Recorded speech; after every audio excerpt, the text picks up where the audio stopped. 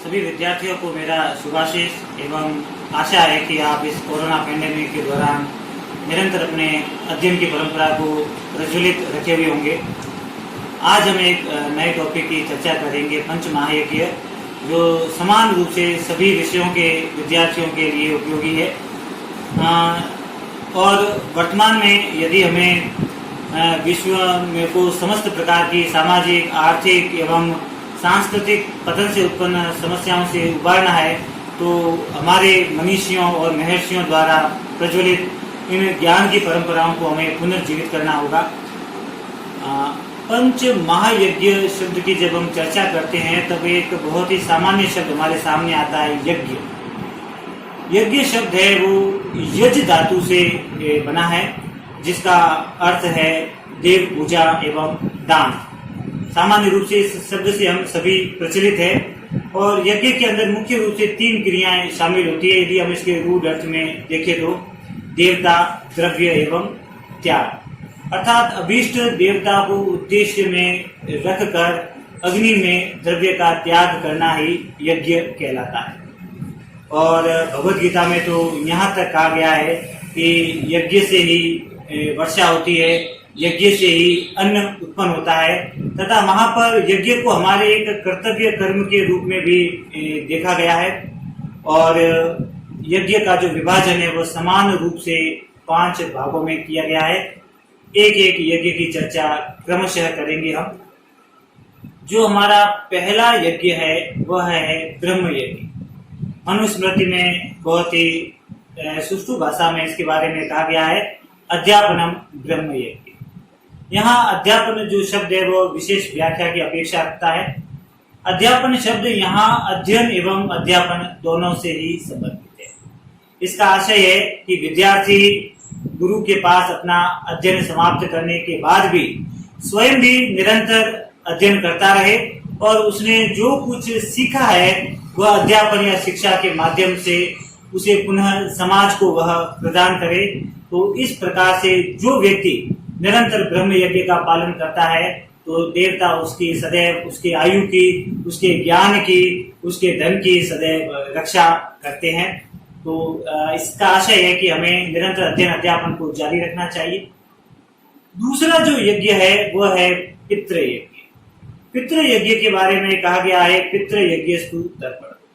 यदि रूढ़ अर्थ में हम पितृ यज्ञ का अर्थ देखें तो श्राद्ध, पिंडदान आदि करना, जो कि आज भी समाज में प्रचलित है, वह पितृ यज्ञ कहलाता है।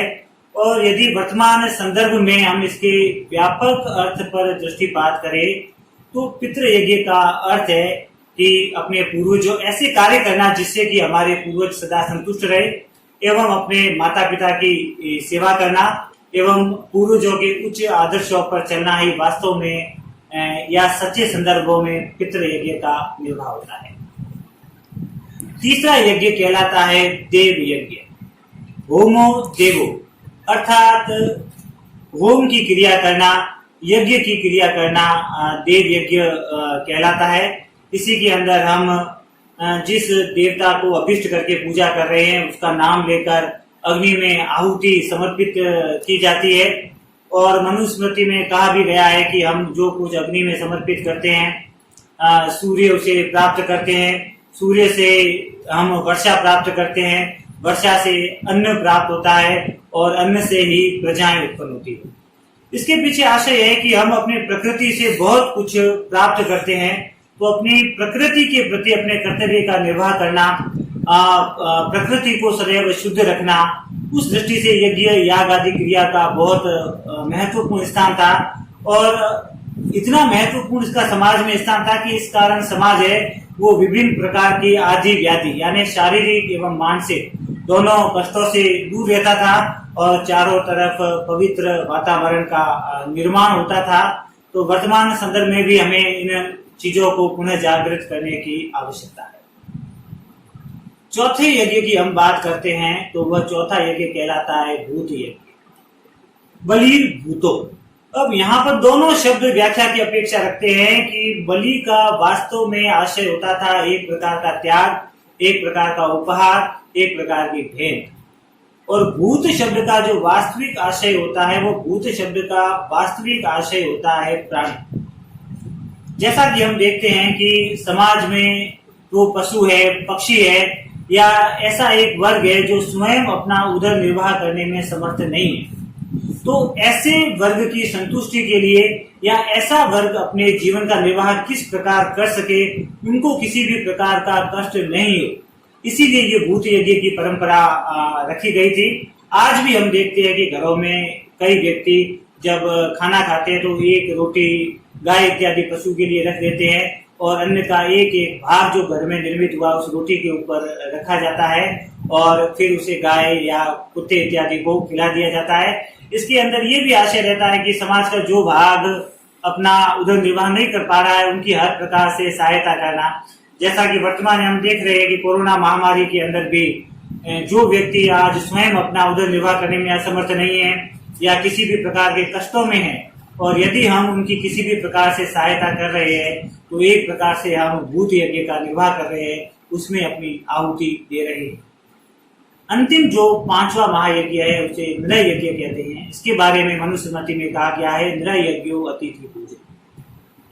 अतिथि पूजा करना, अतिथि का सत्कार करना, ये नृय यज्ञ कहलाता है। अतिथि को हर प्रकार अपने सेवा संस्कार से संतुष्ट रखना, क्योंकि कहा जाता है कि अतिथि जब हमारे घर भोजन स्वीकार करता है तो केवल वह भोजन का ही भक्षण नहीं करता, हमारे पापों का भी भक्षण कर लेता है। तो इस प्रकार के जो अतिथि हमारे घर आए, जो उनको हर प्रकार से अपने कार्यों से संतुष्ट रखना अतिथि यज्ञ कहलाता है। तो वर्तमान में भी हमें जो आज अतिथि के संदर्भ में थोड़ी विपरीत परंपरा बन गई है, तो हमें अपने अतिथियों का स्वागत सत्कार करना चाहिए और उसी परंपरा के पुनः भारतीय संस्कृति को भी प्रज्वलित रखना चाहिए।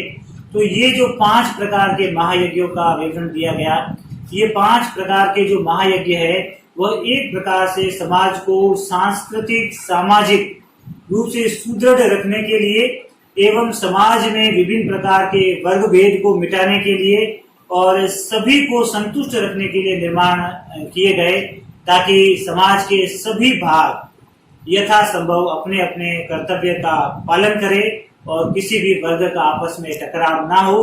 और वर्तमान संदर्भ में हम देख भी पा रहे हैं कि यदि हम आने वाले समय में वर्तमान संदर्भ में जिस प्रकार से इनका उपयोग हो सकता है, नवीन संदर्भों में इनका उपयोग करते हुए यदि आज भी हम इनका निर्वाह करें तो यह हमारे समाज के लिए अत्यंत उपयोगी एवं जन कल्याणकारी होगा। आगे हम किसी और नए टॉपिक के साथ उपस्थित होंगे।